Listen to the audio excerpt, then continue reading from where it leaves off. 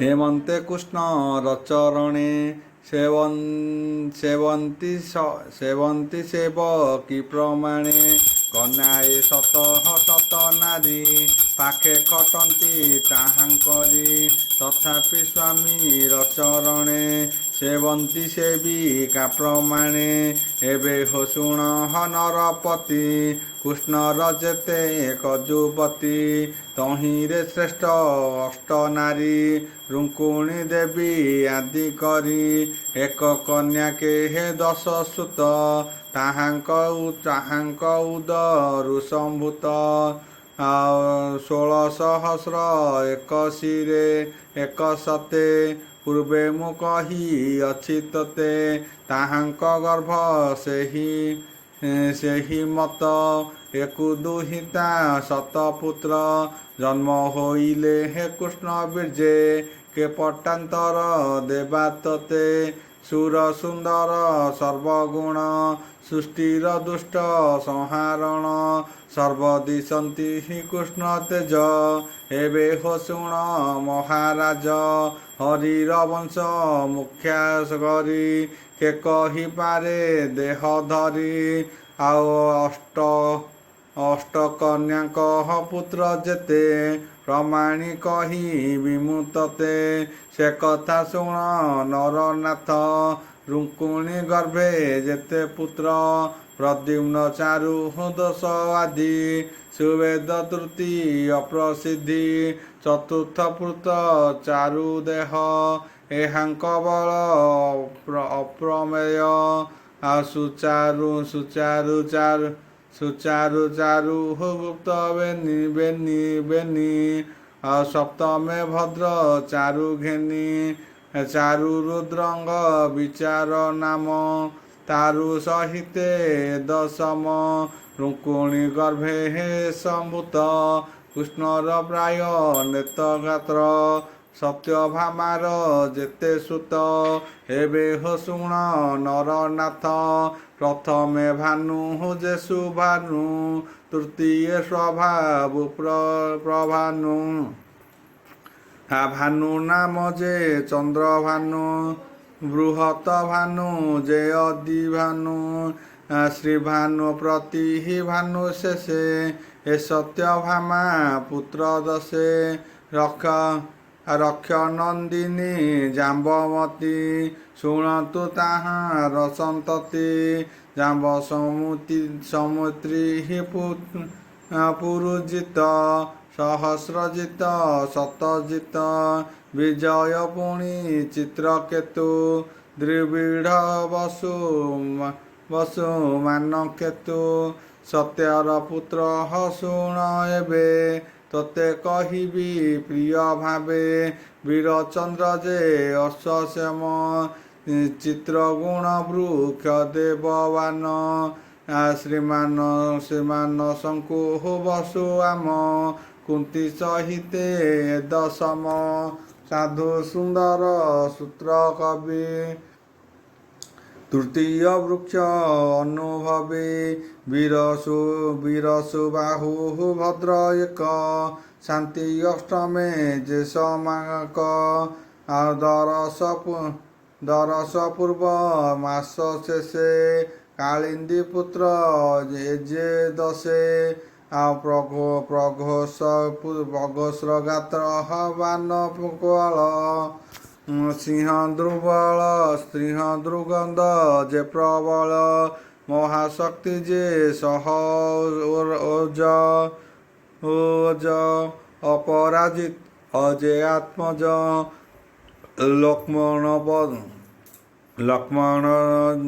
लक्ष्मण दशह पुत्र एहि शुण राजन मन देई एहांक महिमा मन्त शुण मित्र बिंदर सुत कृष्ण रहस अर्नील गृद बंधन आवर अर्नाद মহাস পাবহন যে বনি যহু সহিতে দশ ঘেনি এ সর্বমিত্র বিন্দসুত এবে শুণ ভদ্রাসুত সংগ্রাম জিত বৃহৎসেন শুভ সতেক প্রহরণ জয় সুভদ্রা অরজিত মাম আয়ুয়ে দশসুত হেমন্তে অষ্ট পাটরাণী কোଳ সহস্র মধ্যে গণে দীপ্তিমান যে হে তাম্রপুত্র রোহিণী গর্ভে কৃষ্ণসুত হেমন্তে কৃষ্ণ পত্নী যেতে পুত্র যে অপ্রমিতে অনঙ্গ অনুরূপ জাত প্রদ্যুম্ন রুঙ্কুণীর সুত রুঙ্কুণী কুমারী রুঙ্কবনী ସାଧି ଲକ୍ଷଣ ସୁଧମତି ତାହାଙ୍କୁ ସ୍ୱୟଂଭବ ମଧ୍ୟେ ପ୍ରଦ୍ୟୁମ୍ନ ରହିଲା ବିଷାଦେ ରାଜାଙ୍କ ବଳ ଦର୍ପ ହରି କନ୍ୟା ପ୍ରଦ୍ୟୁମ୍ନ ବିବାହ କରି ସେ କନ୍ୟା ଗର୍ଭେ ପୁତ୍ର ଜାତ ତା ନାମ ନିରୁଦ୍ଧ ଖ୍ୟାତ ହେମନ୍ତେ ପରୀକ୍ଷିତ ଶୁଣି ଆନନ୍ଦ ମନେ ପରିମାଣି ବୋଲଇ ମଧୁର ବଚନ ଶୁଣ ହେ ବ୍ୟାସଙ୍କ ନନ୍ଦନ ଏ ବଡ଼ କୌତୁକ ବାଣୀ ସନ୍ଦେହ ଲାଗିଲା ତା ଶୁଣି ରୁଙ୍କୁଣୀ କୃଷ୍ଣ ହର ବୈରୀ ସଂଗ୍ରାମେ କାଳେ ଅଛି ହାରି କେମନ୍ତେ ରିପୁ ସୁତବରୀ ବିବାହ ଦେଲା ତାକୁ ମରି ଯେ ନିତ୍ୟ ମୋର ବୁଦ୍ଧି ଗାଡ଼େ କୃଷ୍ଣ ମରଣ ଛିଦ୍ର ଲୋଡ଼େ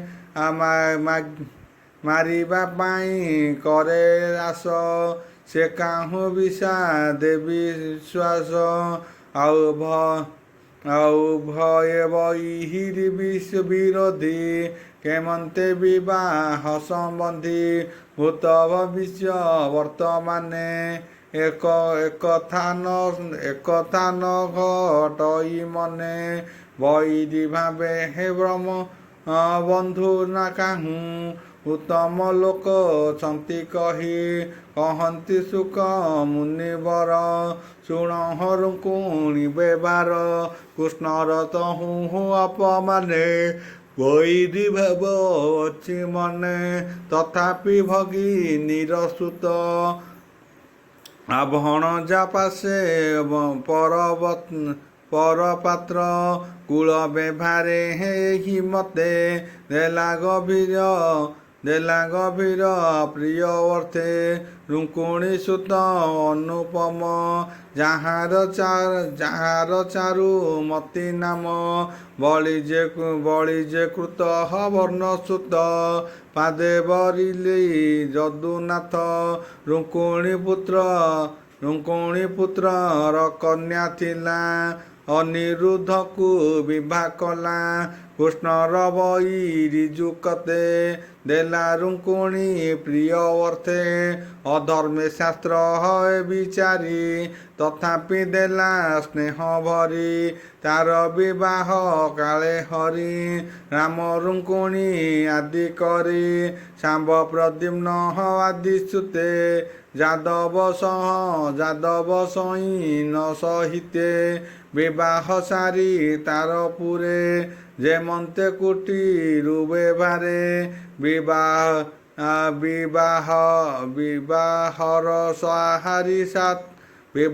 ସାରି ତାର ପୁରେ ଯେମନ୍ତେ କୁଟୁମ୍ବ ବେଭାରେ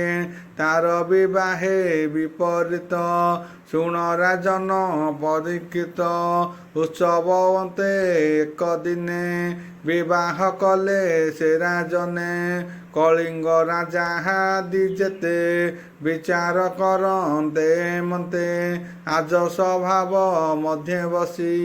ରୋହିଣୀ ନନ୍ଦନେ ବିଶ୍ୱାସୀ ଆନନ୍ଦେ ପଶା ଖେଳ କରି ଛଳେ ଜିଣିଲେ ହଳଧାରୀ ଖେଳ ନ ଜାଣେ ହେ ବଳରାମ ଜିଣିଲା ଗଜ ଧନ ଗ୍ରାମ ରୁଙ୍କୁଣୀ ସଙ୍ଗେ ଖେଳାଇବା ଆମ୍ଭେ ନିକଟେ ବସିଥିବା ଏତେ ବିଚାରି ହିଁ ଖେଳ କଲେ କପଟେ ରାମକୁ ଆଣିଲେ ସ୍ୱଭାବ ମଧ୍ୟ ଖେଳ କରି ସୁଖେ ଖେଳନ୍ତି ହଳଧାରୀ ପ୍ରଥମ ଲକ୍ଷ୍ୟପଣ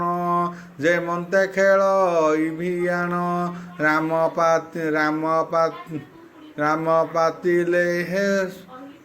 ପାତିଲେ ହେ ପସାଦାନ ଜିଣିଲେ ବିସ୍ମର ନନ୍ଦନ ପାଶେ ଯେ ଥିଲା ଦନ୍ତବକ୍ର ସ୍ୱଭାବେ କରି ଅଛି ଚକ୍ର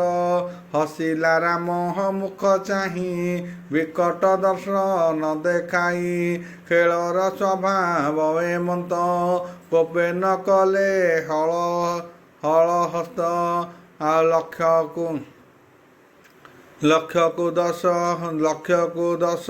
ଗୁଣ କରି ହୁଡ଼ ଧରିଲେ ହଳଧାରୀ ସେବେଳେ ହଳ ଧର ଜିଣି ରୁଙ୍କୁଣୀ ବୋଇଲେ ଏହା ବାଣୀ ମୁଁ ଜିଣିଲି ହେତେ ଧନ ଭୋରାମ ପୁଛ ସଭାଜନ ସେଠାରେ ଯେତେ ରାଜା ଥିଲେ ରୁଙ୍କୁଣୀ ଜିଣିଲା ବୋଇଲେ ଏମନ୍ତେ କହିବତ କଲା ରାମର କୋପ ଉପୁଜିଲା ଜଳଧି ଯେନେ ପର୍ବ କାଳେ ଛଳିଲେ ବହୁତ ଉଲଳେ ସ୍ୱଭାବେ ଅରୁଣ ଲୋଚନ କୋପେ ବୋଇଲେ ବଳରାମ ଏବେ ମୋହର ପାଶ ଶୁଣ ହୁଡ଼ିଲେ 10 କୋଟି ଧନ ଏତେକ ସୁବର୍ଣ୍ଣ ମୋହର କୋପେ ବୋଲନ୍ତି ହଳଧର ଏମନ୍ତେ ଖେଳ ପୀଡ଼ କରି ଦାନ ପାଦିଲେ ହଳଧାରୀ ଧର୍ମ ଜିଣିଲେ ହେ ବଳରାମ କପଟରେ ବୋଇଲା ରୁଙ୍କୁଣୀ ଏବେଳେ ଜିଣିଲିଟି ମୁହିଁ ପଚାର ସଭା ମଧ୍ୟ ତୁହି ସେ କଥା ଦନ୍ତ ବକ୍ର ଶୁଣି ବୋଇଲା ମୁନି ଅଛି ଜାଣି ଏବେଳେ ଜିଣିଲି ରୁଙ୍କୁଣୀ ସୁବର୍ଣ୍ଣ ଯେତେ ପୀଳ ପୁଣି ରୁଙ୍କୁଣୀ ସୁତ ତାର ଶୁଣି ଗୋପାଳ କଣ୍ଠେ ଦେଲେ ତୁନି ସକାଳେ ଅନ୍ତରିକ୍ଷ ବାଣୀ ଶୁଣିଲା ରାମ ଏହା ଜାଣି କପଟ କର ହଇ ରୁଙ୍କୁଣୀ ଏମନ୍ତେ ଆକାଶ ବଚନ ଧର୍ମ ବଚନ ନିନ୍ଦା କରି ରୁଙ୍କୁଣୀ ବୋଇଲେ କୋପ ଭରି ଏମନ୍ତେ ଶୁଣି ଲାତା ନାହିଁ ଜିଣିଲେ ସଭା ମଧ୍ୟ ମୋହି ଦୁଷ୍ଟ ରାଜନ ତାହା ଶୁଣି ବୋଲନ୍ତି ହେଉ ଅଛି ଜିଣି ଶୁଣି ରୁଙ୍କୁଣୀ କଲା ହାସ ଯେଣୁ ଆବୃତ କାଳ ପାଶ ବୋଇଲ ରୁଙ୍କୁଣୀ ବଚନ ତୁମ୍ଭେ ଯେ ଅଟୁ ଜାତିହୀନ ତୁମ୍ଭେ ଜାଣିବ ଖେଳ ନାହିଁ ବନେ ଗୋପାଳ ମେଳେ ଥାଇ ସ୍ୱଭାବେ ତୁମ୍ଭେ ବନ୍ୟ ଲୋକ ନ ଜାଣି ପାଶ କୌତୁକ ଗୋରୁ ଚରାଇ ଗଲା ଦିନେ ତୁମ୍ଭର ଏଣେ ନାହିଁ ଜ୍ଞାନେ ଖେଳ ଜାଣନ୍ତି ରାଜସୁତେ ସଂଗ୍ରାମେ ଜୟ ଏହୁ ମତେ ପଶା ଦେଖିଲା ତୁମ୍ଭ ନାହୁଁ ରୁଙ୍କୁଣୀ ବୋଇଲେ ରାମ କାହୁଁ ଏମନ୍ତେ ରୁଙ୍କୁଣୀ ବଚନେ ଶୁଣି ହସିଲେ ସଭାଜନେ ରାମ କୋପିଲେ ତାହା ଶୁଣି ପଶିଲେ ପରିଘ୍ର ଶସ୍ତ୍ର କରେ ଘେନି ରୁଙ୍କୁଣୀ ମୁଣ୍ଡେ ହେ ଘୋର ନାଦେ ରୁଙ୍କୁଣି ମୁଣ୍ଡେ ଘୋର ନାଦେ ପ୍ରହାର କଲେ ସଭା ମଧ୍ୟେ ତଳେ ଯେ ଥିଲା ପଶା କାଠି ରାମ ଦେଖିଲେ କୃଷ୍ଣ ଦୃଷ୍ଟି ସ୍ୱଭାବେ ଅପମାନ ଦୁଃଖେ ପିଟିଲା ଯନ୍ତ୍ର ବକ୍ର ମୁଖେ ବଜ୍ର ସମାନ ପଶା କାଠି ବାଜି ଝଟକି ଦନ୍ତ ପାଟି ଯେ ଦନ୍ତେ ରାମ କୁହସିଲା ସେ ଭାଜି ଭୂମିରେ ପଡ଼ିଲା ରୁଧିର ଗଳେ ହେ ତାର ତୁଣ୍ଡେ ଗୋଳ ଶୁଭିଲା ରାଜଦାଣ୍ଡେ ଆଉ ରାମର କ୍ରୀଡ଼ିତା କାଳେ ଦୁଷ୍ଟେ ଯେ ଥିଲେ ସଭା ମଧ୍ୟେ ରାମର ଶସ୍ତ୍ର ଖଣ୍ଡ ଖଣ୍ଡ ଛିଣ୍ଡିଲା ଭୁଜ ରୁଦ୍ଧ ମୁଣ୍ଡ ଆଉ ଅଙ୍ଗ ରୁଧିର ରଙ୍ଗ ବେଶେ ପଳାଇ ଗଲେ ନିଜ ଦେଶେ ରୁଙ୍କୁଣି ହତ କୃଷ୍ଣ ଦେଖି ଭାଳି ବୁଝିଲେ ବେନି ଆଖି ରାମ ରୁଙ୍କୁଣି ସ୍ନେହ ଭଙ୍ଗ ଭये ମୌନ ଶ୍ରୀରଙ୍ଗ ତକ୍ଷଣେ ପ୍ରଭୁ ଭଗବାନ ଆରଧି ନନ୍ଦୀ ଘୋଷ ଯାନ ବର କନ୍ୟାକୁ ଘେନି ସଙ୍ଗେ ଦ୍ୱାରକା ବିଜେ କଲେ ରଙ୍ଗେ ରାମ ଯାବତ ଆଦି ଯେତେ ଗମିଲେ କୃଷ୍ଣ ଅନୁପଦେ ସେ ରାମ କୃଷ୍ଣ ପାଦ ଗତେ ନମଇ ଜଗନ୍ନାଥ ଦାସେ ନମଇ ଦାସ ଜଗନ୍ନାଥ ଇତି ଶ୍ରୀମଦ୍ଭାଗବତେ ମହାପୁରାଣେ ପରମହଂସ୍ୟ ସଂହିତା ଦଶମ ସ୍କନ୍ଧେ ଉଦ୍ଧାର ଅନିରୁଦ୍ଧ ବିବାହ ରୁଙ୍କୁଣି ବଧ ନାମ ଷଷ୍ଠତମ ଅଧ୍ୟାୟ।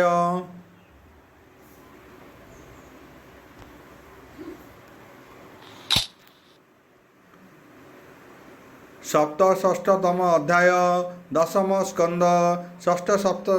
ଷଷ୍ଠତମ ଅଧ୍ୟାୟ। ଶୁକ ଉବାଚ ବୋଲ ପ୍ରେମାନନ୍ଦବାର ହରି ବୋଲ ଶୁଣ ପରୀକ୍ଷ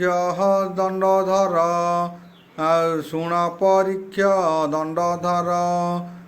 ଶୁଣିତପୁରେ ମହାବୀର ଦନୁଜବଳି ହୀରକୁମର ନାମ ତାହାର ବାଣାସୁର ସତ୍ୟକୁମର ମଧ୍ୟ ଶ୍ରେଷ୍ଠ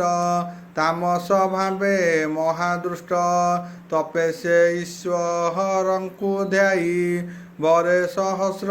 ଭୁଜ ପାଇ ସେହୁ ସହସ୍ର ଭୁଜ ବଳେ ଯୁଦ୍ଧେ ଭ୍ରମିଲା ମହିତଳେ ଦେଖି ତାହାର ଭୁଜ ତେଜ ଯୁଦ୍ଧେ ହାରିଲେ ସର୍ବରାଜ